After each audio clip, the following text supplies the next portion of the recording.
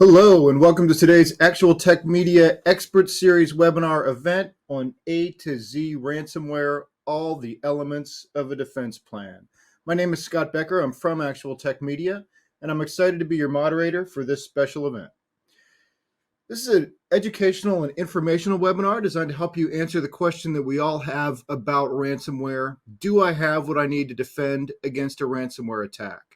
There are multiple phases involved in a ransomware attack requiring layers of protection. This talk will walk you through what a current ransomware attack looks like and go over the tools needed to protect your organization at each phase of the attack.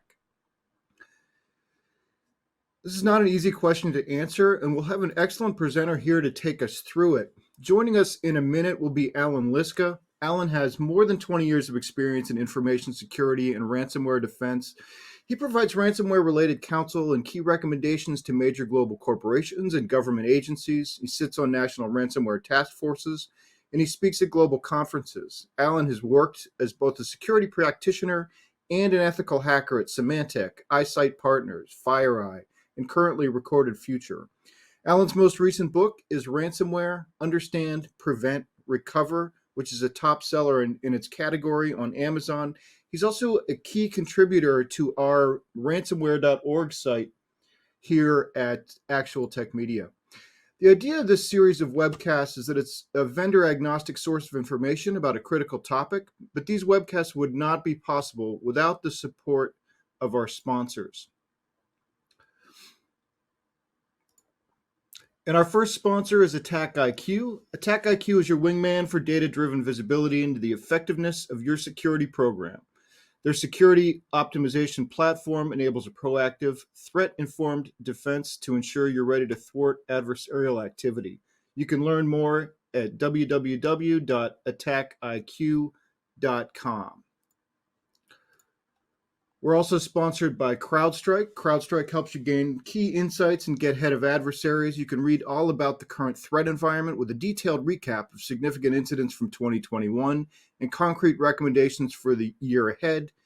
In Crowdstrike's brand new report, the 2022 Global Threat Report, you can download that from the link on your screen.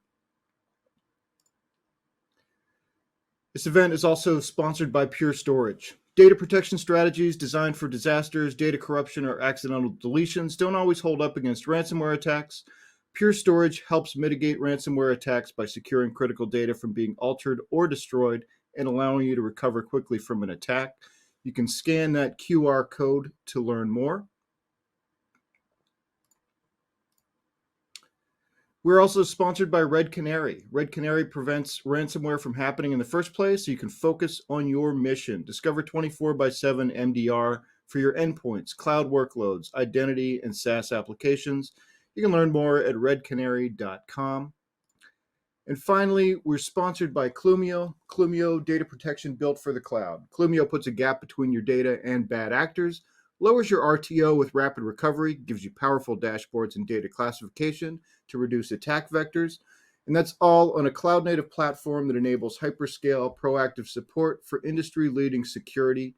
Learn more at clumio.com/ransomware.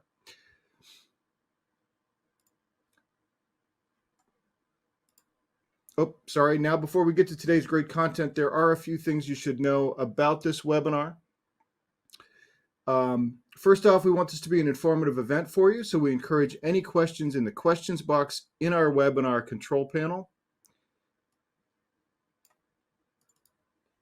Not only will we have team members responding to questions during the live event, but we'll also have a dedicated Q&A session at the end of the presentation where we'll discuss in greater detail some of the top questions that you ask. Second, in the handout section of your webinar control panel, you'll find that we're offering several resources.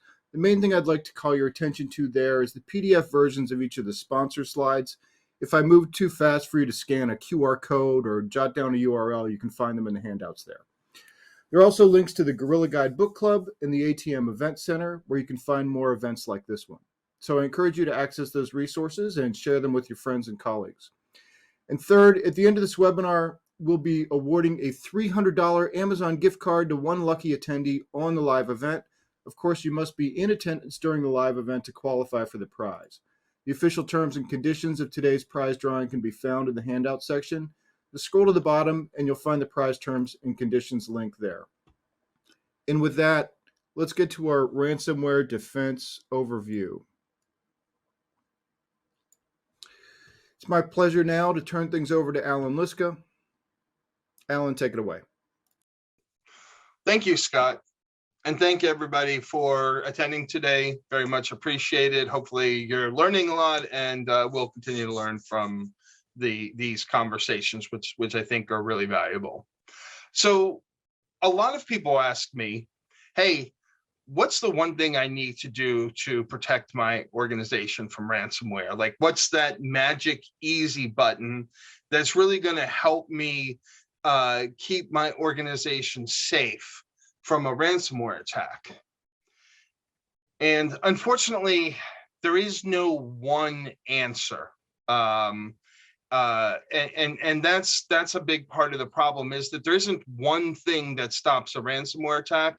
There are so many different challenges and so many different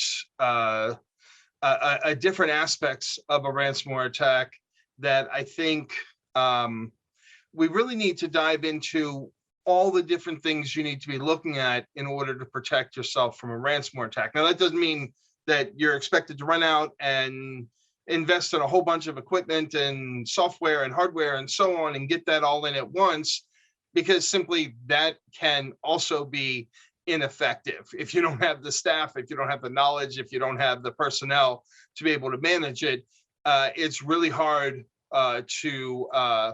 it's really hard to start from scratch and build up from everything.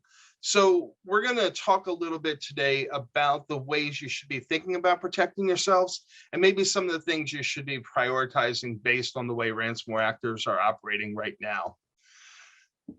This quote is overused by people in information security, and in particular, it's overused by me, but I think it's really relevant when we're talking about ransomware attacks. Everyone has a plan until they get punched in the mouth. And I'm not just using this quote because I wanted an excuse to go back and play Mike Tyson's Punch Out and be able to use some screen caps from that. I'm not saying that I didn't pull it just for that reason, but that's not the only reason. I really want you to start thinking about a ransomware attack the way you would a boxing match. You don't necessarily have to get the knockout in the first round. You just need the TKO. You need to beat them before they beat you, and we'll walk through how to do that. Before I do that, though, I want to do a little quick summary of where we are with ransomware. So in the last 8 months or so, we've seen about 21 law enforcement actions taken against ransomware groups. This is everything from arrests, site seizures, direct hacking back, putting crypto exchanges being put on notice, sanctioned. That's the word I was looking for, sorry. Cryptocurrency exchanges being sanctioned and money being clawed back from some of the more egregious cryptocurrencies and ransomware groups. So all taken, there's been more law enforcement action in the last 8 months than there has been than there was in the previous 5 years. So that's having an impact on ransomware attacks, although it's not slowing them down yet. As we saw in 2021, more than 4,500 victims were posted to ransomware extortion sites. We think 4,500 only accounts for somewhere between 7 to 10% of all ransomware victims. Please note, that doesn't mean that 90 to 93% of victims are paying the ransom. We only think about 25 to 30% of victims actually pay the ransom. But there's a big gap in the middle where the attempt to steal data fails, or they steal bad data, or a whole bunch of other things. There's a whole lot of reasons why why some victims don't make it to the extortion sites. So there's sort of this gap in knowledge there. And then in the first half of 2021, the Treasury reported they tracked $680 million in ransom payments. So, and that number continues to grow. And then if you look at the number of victims posted to ransomware extortion sites starting from January 2021, you can see that in general, even though they're up and down months, broadly speaking, the numbers keep going up. And then it got really, really weird in the last couple of weeks with the invasion of Ukraine by Russia. Ransomware actors started taking sides. So, like everybody on Twitter that has to have an opinion about everything, ransomware actors decided to jump in and have an opinion, with some groups like Lockbit on the left saying, hey, we're staying out of it, whatever. Other groups like Conti on the right saying, nope, we support Russia. Funny thing is, they should have checked with their affiliates before doing that, because the affiliate said, no, we don't. And then that led to the Conti leaks, and it's been a whole fun disaster. We love it when ransomware groups are in turmoil, and Conti is in huge turmoil right now, and that's having an impact on their ability to carry out attacks, which is good for everybody. One of those things that we in the information security community have been pounding into people to understand, that apparently Conti forgot, is that ransomware is global. Even though some of the big actors, the big cyber criminal actors at least, are headquartered in Russia, their affiliates are spread out all over the world. We've seen arrests in Ukraine, in Romania, South Korea, 3 arrests in Canada in the last couple of years. So all over the world, we're seeing these ransomware actors, ransomware affiliates being arrested, and Conti kind of forgot that. And so when they made a claim that they were going to support Russia in its attack on Ukraine, a bunch of their affiliates decided no, they weren't, and that created all kinds of problems, turmoil, and now we have a really good insight into what their infrastructure, what their systems look like internally, thanks to that. So before we can talk about how you go about stopping a ransomware attack, you really need to understand how ransomware attacks work. And if you've read my book, you've seen a version of this graph in there. But I really want to take a couple minutes to kind of walk through this and see, and try and explain exactly what the different stages of a ransomware attack look like, and the kind of the tools and everything that are used during the attack. So right now, we're really seeing 4 primary ways for ransomware actors to gain initial access, at least the big game hunting ransomware, the kind that we're worried about. There are some smaller one-off groups that rely on some other things like Trojanized software and so on. But for your Lockbits, your Contis, your Pisas, etc., these are the 4 main ways that we see them gaining access. So phishing, credential stuffing and reuse, and then through third-party access, and then finally exploitation. So exploiting vulnerabilities and using those to gain access. Once they've exploited the vulnerability or gained access through credential stuffing, reuse, then they generally drop a shell or a loader on that initially infected system. Now, oftentimes, this kind of attack is done by an initial access broker. So this isn't done by the ransomware actor themselves. This is done by a third party that goes ahead and gets that access. And that's all they do, is go around and gaining that initial access. Some of the initial access brokers work directly for ransomware groups. So, for example, Lockbit has a core group that does nothing but initial access, and then flips it over to the ransomware actors or their affiliates. Others are sort of freelance, if you will. They go to the underground forums. Once they get access, and they turn around and sell it. And initial access goes anywhere from a couple thousand to maybe 10, 15, 20,000, depending on the size and the level of access to the organization. So that's your initial access broker. Now, that just takes a couple minutes to be complete. And then you have a handoff, and that handoff can be immediately, it can be a few days later, or it can be, even a week or two later, depending on how well the initial access broker is known and how long it takes to complete the sale and so on. Then the ransomware actor takes over. And the ransomware actor will have to figure out from that initial entry point how to move around the rest of the network. And so that's really where they conduct their reconnaissance and lateral movement.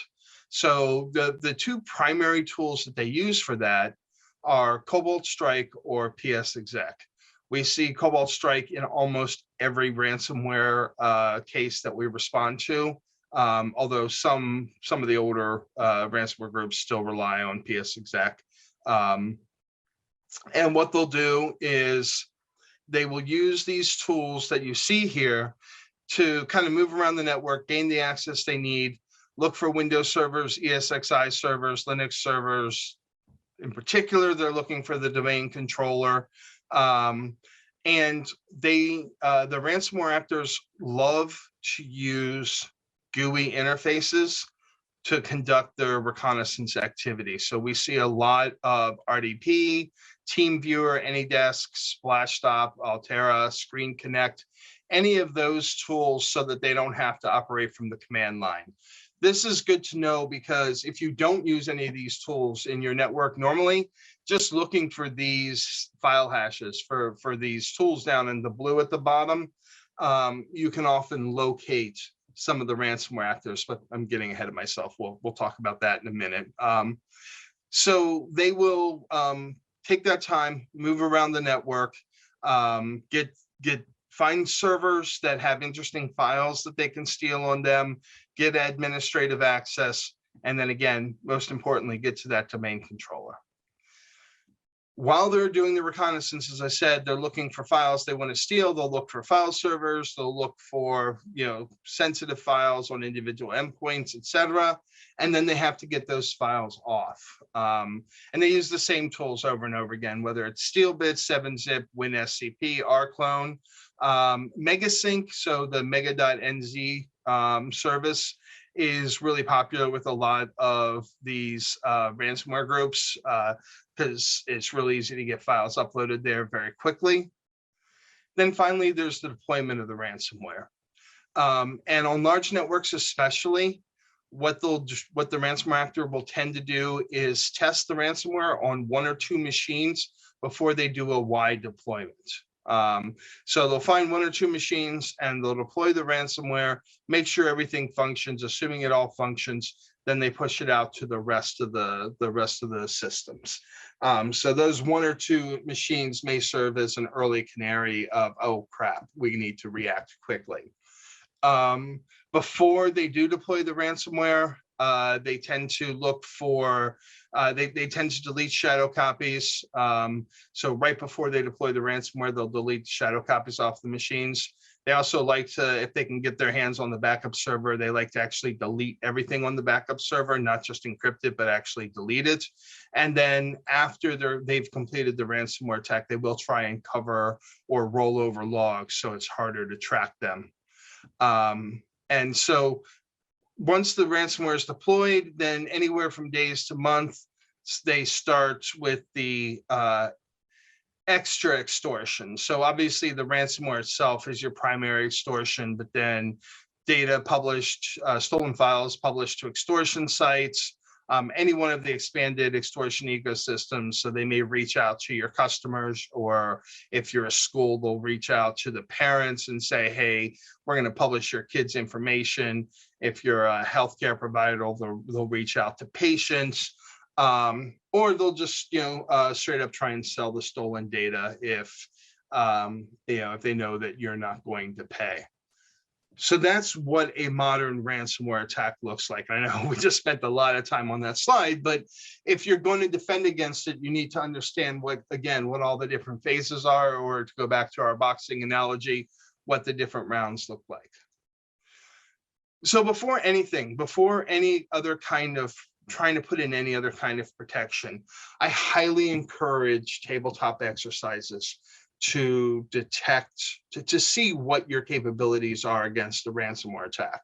So take something like this, which has that all the different kind of tools and all the different ways that ransomware actors use, or look at a service like DFIR Report, something that publishes sort of end to end what a ransomware attack looked like, how they got in, how they moved. And really, you want to run through a realistic recent ransomware attack to see how well you can actually detect it. So I think a lot of organizations have this assumption that oh yeah, we're fine, we're ready to go. We know that we are safe against the ransomware attack. And again, that going back to that Mike Tyson quote, and then they get punched in the face and realize that their plans weren't as thorough as they thought. So taking this tool set, taking that the ransomware actors use, taking reports from DFI Report, using public services that or companies that offer these kind of ransomware tabletop exercises are really important for saying, okay, what can we realistically stop? Where are they going to get by us? And what do we need to improve to do that?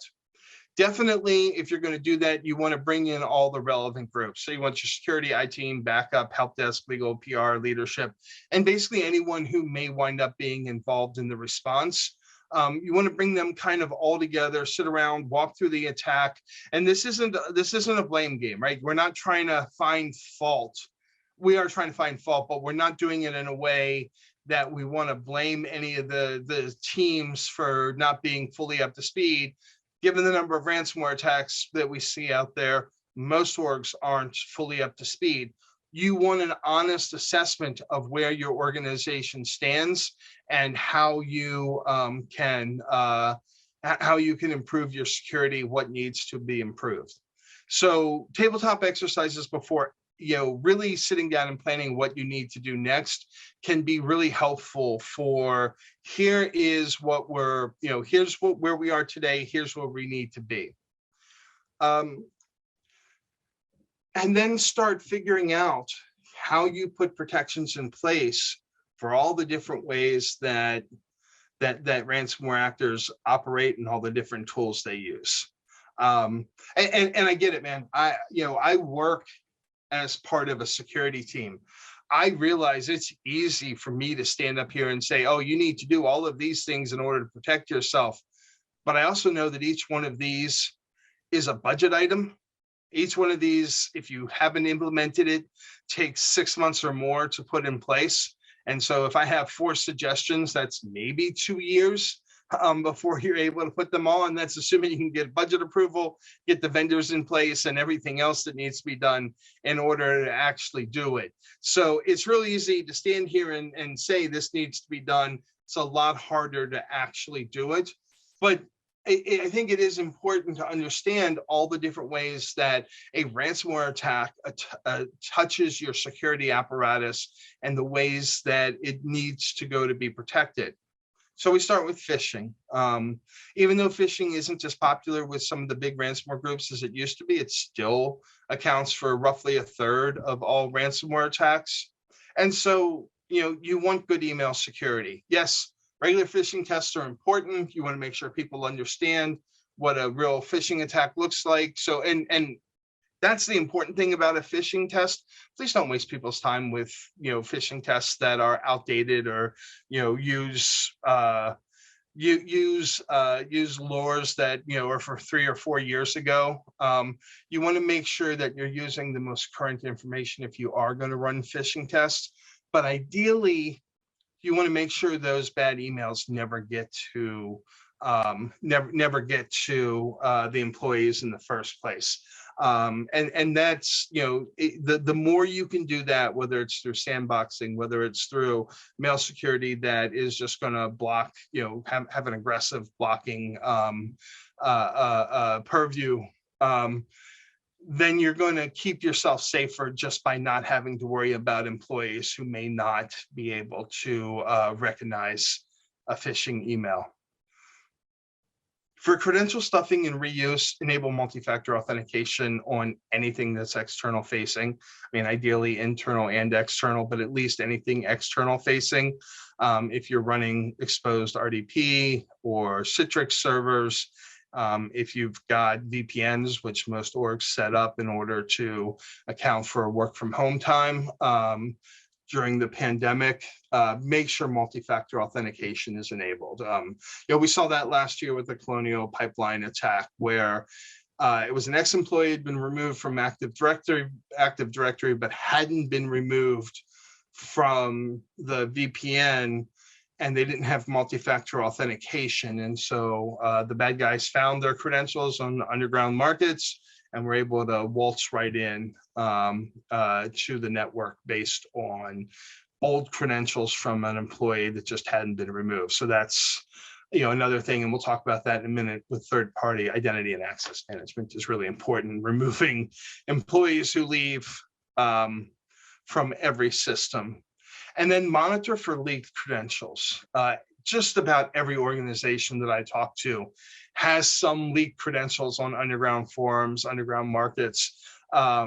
So make sure you're monitoring for that and implementing password changes when they're discovered. So, leaked credentials, there's nothing you can do about it.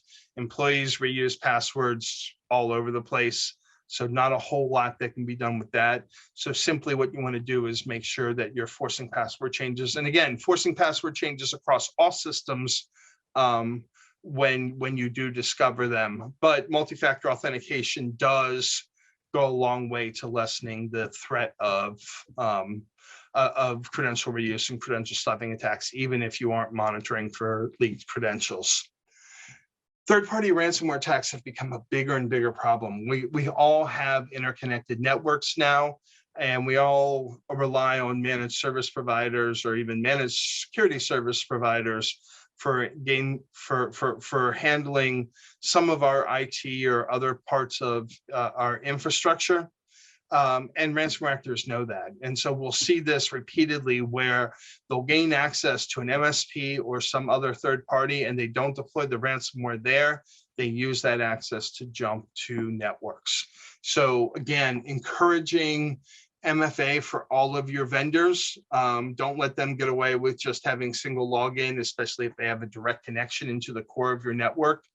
But also good IAM practices, so identity and access management.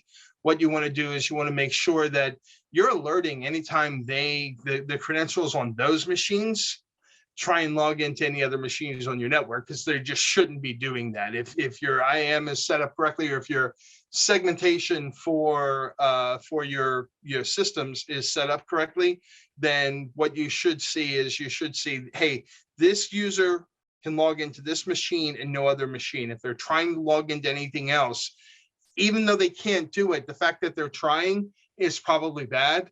And let's go ahead and isolate that machine and investigate what's happening. So IAM monitoring is really, really important. And that means that you have to have a conversation with all of your vendors. Hey, we'll need all the credentials that can log into that machine. And we'll need to, so we'll need all of the credentials. You don't necessarily need the passwords. You just need those credentials so you know if they're trying to log into somewhere else and catch that activity. And then finally, exploitation. There are about 50 different vulnerabilities that ransomware groups or their initial access brokers are using in order to gain that access. So scanning your infrastructure, looking for exposed systems that aren't patched, and then prioritize patching any system exposed to the internet, because basically anything that gets a vulnerability lately has been exploited by ransomware groups. And this goes not just for your infrastructure, but for your vendor infrastructure as well. It can be really bad when, if you don't know about if you don't know about equipment that a vendor's deployed on your network, especially if it's publicly accessible. So, that's why running those external scans is really important. Have somebody like a Qualys or a Rapid7 or somebody who can do that external scanning of your infrastructure and provide you regular reporting, especially if something's changed or something new pops up. that goes a long way to, again, keeping you safe from that. So that is kind of initial access and all the different ways that you can protect against the ways that ransomware actors are trying to gain initial access. And now you have the reconnaissance and lateral movement. And there's a lot of different tools. There's a lot of different methods that the ransomware actors will use here. There's also the ability of a lot of the ransomware actors to do what we call living off the land. And you'll see that with PS Exec, especially, where they're just running local commands. They're not downloading, they're not using any other tools. So they're using Windows commands to get what they want. Those are really, really hard to protect against. And so the way to do that is using a combination of threat hunting in your SIM and threat hunting through your endpoint detection and response. So your EDR system, again, whether you were talking about SentinelOne or Carbon Black or Tanium or any of those others, being able to look for indicators that the ransomware actors are in place and are in your network, and then taking action against that. So I like to tell people that we really want to think of threat hunting as a cycle, at least when it comes to external intelligence, which is kind of one of the things that we're talking about here. Internally, it's a little bit different. You're going to handle things a little bit differently, but when you receive external intelligence from a third party about ways that ransomware actors are behaving, you want to turn that into a cycle. So you get the intelligence, you want to build threat hunting packages that look for expected badness. So things like YARA rules, Sigma rules, or whatever you're comfortable with, whatever kind of construct you have for going out and pushing information and looking for that information across your network. So you find, for example, a new tool that some ransomware actors have started to use. You get the hash for that, you kind of push that out to the network and say, okay, is this tool running on any of our systems? And you alert on that, but that shouldn't be that shouldn't be a continuous threat hunting mission, because you now know that ransomware actors like to use that tool. You've now developed a baseline for your system, for your network of, hey, we didn't see this anywhere in there. And now you want to refine that and incorporate that search into your regular security workflow. That's kind of where this cycle is really important. So again, new file hash, I've pushed it out to all of my endpoints. I don't see a match anywhere. That's great. Now I'm going to drop this rule into my SIM, and we're going to collect logs from the endpoints. And if that hash shows up, I'm going to alert on it, but I'm not going to make it a new threat hunting mission, because I should now get that information in there. You want external intelligence that has new and novel information to be pushed out, searched, incorporated into your regular workflow, and then provide any feedback. If you get feedback, if you get an intelligence package or an alert from an organization that you partner with, and they say, hey, watch out for this, and you run a search and find out it's a false positive, or find out that, hey, it just shows too many hits. It shows too many hits. It's basically useless as a tool for searching. That way they can take that feedback and produce better intelligence for you next time, which will make it easier for you to build threat hunting packages and again, work through that cycle. So some examples of things you want to look for. Cobalt Strike, as I said before, Cobalt Strike is used very commonly by ransomware groups. It generally operates in memory, so you want to do things, you want to use things that can look for stuff in memory. A lot of EDRs will do that. Not all of them do, though. So really understand what the capabilities with the tools that you have to look for activity in memory and alert on that. So you can do things as simple as Yara rule for detecting Cobalt Strike. You can look for the file hashes being loaded into memory. So that's one way to go about it. You can also look for artifacts of Cobalt Strike. There's a lot of really great data that's coming out of the Conti leaks right now about the ways that they use Cobalt Strike. And so a lot of people right now are building some really interesting packages for better detection of Cobalt Strike. But here's one that I really like, and it's been really successful for a lot of the clients that I work with as far as detecting, is looking for named pipes. So by default, Cobalt Strike beacons use pipes formatted as MSSE-4 numbers-server. Now you can change that behavior. My experience has been most ransomware actors don't, and hopefully none of them are watching this presentation. Otherwise, we've just given them kind of given them a hint. But most ransomware actors don't change that, and so looking for that kind of activity. So you want to look for event ID 17 pipe created or event ID pipe 18 for anything that contains pipe dash MSSE dash 4-digit number dash server.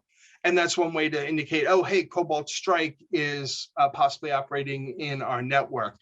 And interestingly, I haven't seen any other networking tools or anything that create pipes with the same naming format. So this is sort of a unique indicator of Cobalt Strike. So, and again, there are a number of other hunting packages out there that have really, especially with the Conti leaks, that have built up around detecting Cobalt Strike, and you could almost do a whole, presentation just on detecting Cobalt Strike. It's so important to ransomware groups. We mentioned deleting shadow copies. You can build a Sigma rule for detecting the deletion of shadow copies. So ransomware is one of the few, if not the only, type of software that deletes all shadow copies. There's some software that will delete 1 or 2 shadow copies depending on what it's got to overwrite and replace. Ransomware deletes it all, and they're almost the only ones that do that. And for the most part, they have to do that, because if they don't, you can just restore whatever files you need to from the shadow copies. Now, the thing with this is, this shadow copy deletion happens automatically, and then the next thing that happens is they start encrypting files. So if you get an alert that shadow copies are being deleted, you have literally seconds before the ransomware attacks start. And this is one of those things where SOARs actually could come in really handy. So if you have a swim lane or one of the other SOARs that are out there, this is one of those rules where automation is really your friend. And that automation should look like, hey, we've detected the shadow copy deleted. I want to have a rule that automates killing and isolating whatever process did that. So the shadow copy gets deleted, the alert comes in, your SOAR tells the EDR, isolate this process, kill this process and isolate it so it can't do any more damage. And that's one way that automation could be really useful in order to protect you from a ransomware attack. You may occasionally get a false positive from this, but it's going to be very, very rare. And you might, the few false positives you get outweigh the benefits of actually being able to stop a crippling ransomware attack. So that's sort of another example. And in this case, you can combine threat hunting packages with automation to better improve your ability not only to detect, but stop a ransomware attack. So sort of the last stage here where we talk about exfiltration. This is really where, if you have DLP deployed, having a tight enforcement on exfiltration of large files. So the way the ransomware actors generally work is they'll pull the file, they'll have their sort of home base inside of your network. This is where they're conducting most of their operations from, they're moving around, so on and so forth. They generally collect all of the files on one machine. They then zip up the files and then copy them off to their server. So in the case of DLP, automating the process of blocking large file transfers is kind of a no-brainer, I think, for most organizations, especially not through normal, they're not sending these out in an attachment or anything like that. They're using SFTP, WinSCP, they're using MEGA-NZ, so they're using unusual protocols for a business. They're using unusual protocols for these file transfers. So DLP is a great way to kind of stop that activity, but also straight up blocking known command and control IP addresses, especially mega.nz. That's NZ is in New Zealand, and its subdomains. A lot of ransomware actors really, really like to transfer the stolen files there before they move them off to their thing. So if you don't have a legitimate business reason, or your employees don't have a legitimate business reason for using mega.nz or one of its other domains, just block access to all of that, and that'll make the ransomware actor's life more difficult. Now, keep in mind that they may, it's not as much of an effort to set up another server and try an arcphone out there, but when you're forcing them to change tactics on the fly, that gives you time to discover them. So, oh hey, this internal IP address tried to call out the mega.nz. Let's go ahead and investigate and see what happens. In the meantime, they're trying to set up another server, but you can look to see what it was that they were trying to do, who it was, what the activity was, and possibly catch the ransomware actors before they can exfiltrate data. So again, that combination of DLP and blocking go a long way toward protecting your organization. And those are some of the tools that you can use to protect yourself from ransomware. But I always want to emphasize to people I'm never encouraging people to go out and buy new stuff, because I know how long the implementation process often is. What is better is if you can use your existing tool set, because your security staff, your IT staff is already familiar with them. They have the ability to manage them, know how to use them. So don't let the good be the enemy of the perfect, as they say. If you've got tools that you're comfortable with and that do most of this, keep using those and keep making improvements to what you have. But what you want to continue to do is make this an evolving process. So you want to think about the changes, as you make changes to your network, you want to make sure that you're understanding how these changes are and how the process works, and continuously running those tabletop exercises, not continuously, but regularly running those tabletop exercises to make sure that as new changes go into effect, everybody's aware of them and that they actually will do what you think they're going to do. And update your incident response and disaster recovery plans as you're making those changes and testing those changes. As you find things out, make notes in your IR and DR plans. And then keep on top of what ransomware actors are doing, how they're changing their methods and their tactics. And when you do that, you'll be able to make sure that your systems are in place. And because you've now turned this into a regular process, you'll be able to quickly say, hey, we have a new piece of information. Let's just do a quick check to make sure we can actually detect this, and so on. So you don't need to have a full-scale tabletop exercise every time you do things, but you need to get the right stakeholders involved, and they'll become used to that. And that's good. You'll get departments working together, and that always is better. And then finally, as I said in the beginning, a ransomware attack occurs in stages. So even if you miss the initial access and they start moving around the network, there's still plenty of places that you can step in, detect, and stop that ransomware attack. So you don't have to consider it a failure if you miss that initial access. Only, if the ransomware actually gets deployed, that's when it becomes problematic. But you don't need to necessarily win the first or even the second round. You just need to get that TKO. And so really keep that in mind. And I want to thank you all again for coming today. I really appreciate your attendance. I'm going to be around if you have any questions. I'm more than happy to answer them. And I'd love to get your feedback and hear what you had to think. So thank you all very much.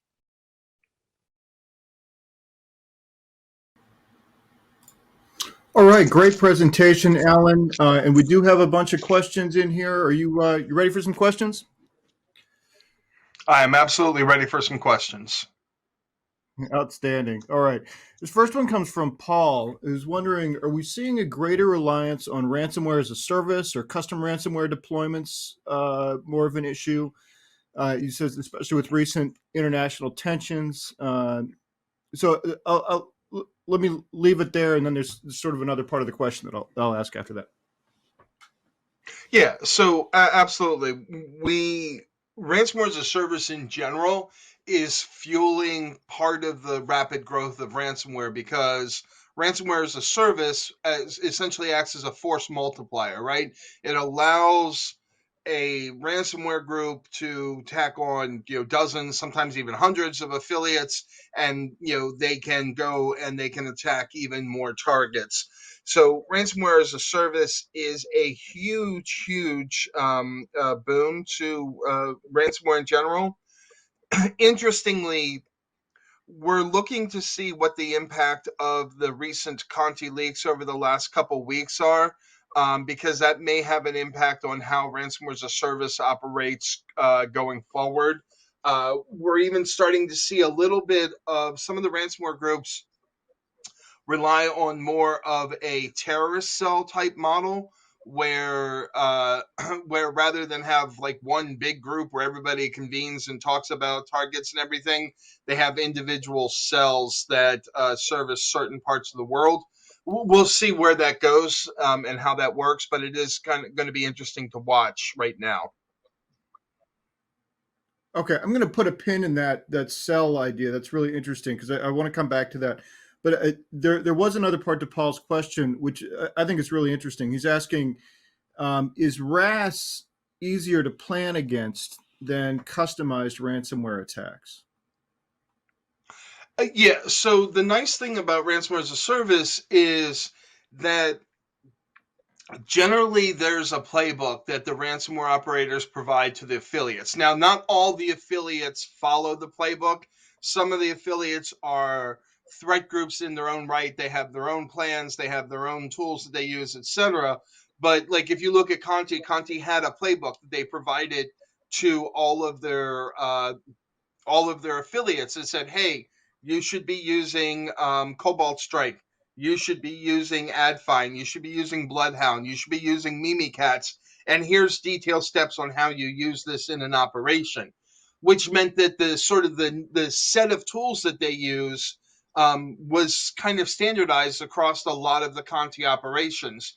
So if you have the ability to threat hunt, if you have EDR capability, and you can start searching for the use of those tools in your network, you have the ability to stop some of the ransomware actors. So that is a real benefit. If you look at some of the stuff that we're seeing coming out of, like, for example, Iran and China right now that don't use the RAS model, they have their own kind of custom tools and they have their own sets of operations and so on, which means you have to have a whole new way of thinking about how you're going to defend against those ransomware capabilities. Okay, great. And in coming back to the other thing about the cells, so we have two ransomware actors on trial in the U.S. Right now, one from the Ukraine and one from Canada. What do you think about law enforcement activity going forward, and how does that sort of terrorist cell approach affect that? That's a really good question, and it's going to be interesting to see. We're just now, I think, over the last year, and I'll give a big shout out and big kudos to the Biden administration, which is not something I expected to say when it comes to ransomware. The ransomware task force, the global ransomware task force they put together has been really effective in that we've seen 21 law enforcement actions taken against ransomware operators over the last year. And that's everything from indictments to seizing cryptocurrencies to sanctions against crypto exchanges, etc. So I think we're still really getting a feel for how we're going to deal with this in a way that in a way for law enforcement to make sense. Oh, and on top of that, hacking back against some of the ransomware groups, which was something we hadn't seen previously. So um, I do think it's really interesting that we not only have taken those law enforcement actions, but now we're starting the trials of those law enforcement actors, and I think that is going to definitely lead to more isolation of some of those ransomware groups. But what it does go to show is that, ransomware is really global. We think of ransomware as a Russia problem, but the affiliates are all over the world. And now that's starting to catch up to some of the ransomware groups who maybe thought they had immunity and they really don't, and or could operate with impunity and they really can't. And so we're anxious to see where that goes. Okay, great. Uh, so we had a couple of questions here about backup. One was from Lara, but also Murtaza's question on it is the adage a great backup is a good defense against ransomware attacks still true? So a good backup helps you recover from a ransomware attack faster. The problem is with the growth of the extortion ecosystem that the ransomware actors use. Um, just being able to recover your files isn't enough because you have to deal with the fallout from your sensitive data being posted to extortion sites. So prevention is better, but absolutely having backups, in particular having offline backups, is really important to be able to recover, because then at least you have options, right? If you can't recover your data, you're likely forced to pay the ransom. But if you can recover, at least now you can prepare and deal with the fallout of whatever data was stolen and decide, okay, maybe I have to pay the ransom to keep that from getting out there, or no, we're okay. Let's put a plan in place for how we're going to deal with the fallout. So while I don't consider backups a defense against ransomware, it does at least it aids in the recovery and it gives you options moving forward. Okay. This next question comes from Simon. He says, I'm just wondering here in Africa, where we're still developing, not really having the same infrastructure like in Europe, how can we make sure that we're on top of this, in terms of tools and so on? Are there anything, good places to start for a Yeah, situation like that? so in 2020, actually right before the pandemic, I did a talk at B-Sites Cairo, and the African market for ransomware is very different than what we see in Europe and what we see in the US.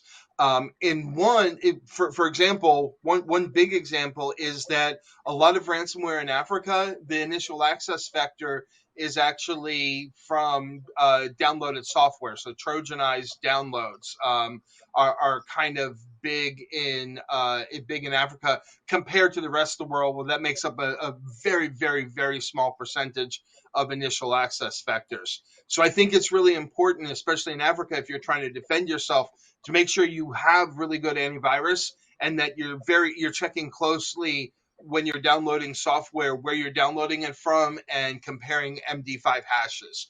That's going to go a long way towards stopping some of the big ransomware attacks that we see happening in Africa. And then there's a lot of good stuff coming out of some of the country level certs. I know the Kenyan cert and the Nigerian cert have done some really good work on producing shareable reporting on ransomware and ransomware defenses. So I would highly check out some of those country level certs to see what they have and what they're seeing what they're seeing both within each individual country and then in Africa in general in terms of ransomware. Okay, great tips. Next question comes from Harry. He's wondering, are SOAR tools effective for quickly interrupting a ransomware attack? Yeah, so yes and no. I I I love SOAR. The problem is your average SOAR takes a whole lot of care and feeding. There are some things that are really good that SOAR can do really well. So one of the examples that I like to use is most ransomware, almost all ransomware at this point, deletes shadow copies right before they start the encryption process. And so if you have a SOAR in place, you can get an alert that, oh, hey, this process deleted the shadow copies on this machine, we need to kill that process and isolate that machine immediately. A human can't react to that fast enough to stop a ransomware attack from taking place, but a properly configured SOAR can. The problem is that SOARs tend to get out of date very quickly, so you really have to have people who can constantly update and make sure that the rules and everything are current and staying current in there.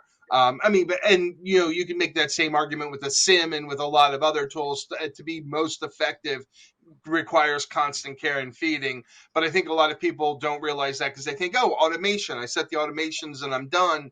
Those automations have to be adjusted constantly. Okay. Yep. So it sounds like great solution, really requires, almost like a mid-market and higher size company, with a fairly, advanced IT department to to keep it tuned.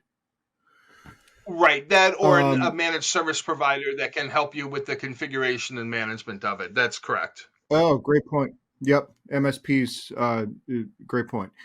Another question from Harry on a specific technology. He's wondering if you recommend organizations, consider XDR solutions.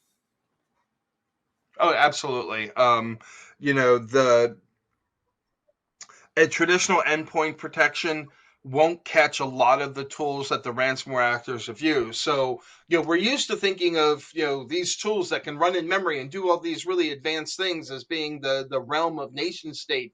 They've been commoditized. Cobalt Strike, unfortunately, there are cracked versions of them available on just about every underground forum. And, there's some really advanced capabilities, not just in Cobalt Strike, but in Bloodhound and all these tools that the ransomware actors use. And once they figured out how to use those advanced capabilities, you really do need an XDR to help really detect a lot of those systems. And that sucks because most XDR companies won't sell to organizations that have fewer than 250 employees. So that leaves a whole swath of people who aren't able to get sort of that advanced level protection, which is that the small and the medium sized businesses really wind up becoming security have-nots, and we haven't figured out how to solve that yet. Again, other than MSPs, like Red Canary, who I know is one of the sponsors today, does a great job, across all sizes of organizations in offering that level of protection. Um, but I do like if you are a small business or a medium-sized business and you're going out on your own trying to build some of these, you'll find that some of the tools you can't even get because you don't have enough seats for them. Right, right. Great, nuanced answer there. Appreciate that, Alan. We're almost up on time, but there is one more question that I wanted to get to here from Paul, which is I think a good one to close on, especially given your experience, in advising organizations. So, besides tabletop exercises, Paul asks, what other practices or exercises might help with executive buy-in or improving, team/company security hygiene in terms of ransomware? So, tabletop exercises are very effective across the board. I think when they're done properly. What I also have found effective is bringing in bringing in executives when you are reviewing your incident response and disaster recovery plans so that they can understand um, where your gaps are, because as you're building out your incident response and disaster recovery plans, you're going to be fully aware of these gaps, but at the executive level they may not be. And so I like bringing them in and saying, yeah, look, here's the gaps, here's the risk, and explaining it, and always explain the conversation in terms of business risk. We don't have this capability. Here's the business, here's what it would cost to implement it, but here is the business risk because we don't have this capability, and make sure they're fully informed on that. Because most executives understand risk. They don't understand IPs and domains and other technical things. Some do, but most don't. And so having that conversation in terms of risk is always more effective in bringing them in and getting them to kind of understand what you're talking about. Great advice. Okay, well, Allan, thanks so much for this presentation today. This has been fantastic, and for all the insights here in the Q&A. Really appreciate you coming on. Thanks, Allan. And actually, that's going to bring things to a close. And before we wrap up, we do have one more piece of business. It's the $300 Amazon gift card prize drawing. And the winner of the $300 Amazon gift card is Joshua Tall from Kansas. Congratulations to Joshua. We'll be in touch to get you your card. And with that, on behalf of the Actual Tech Media team, I do want to thank Attack IQ, Crowdstrike, Pure Storage, Red Canary, and Clumio for making this event possible. And thanks as always for attending and for your great questions. We hope you enjoyed today's event, and we will see you next time.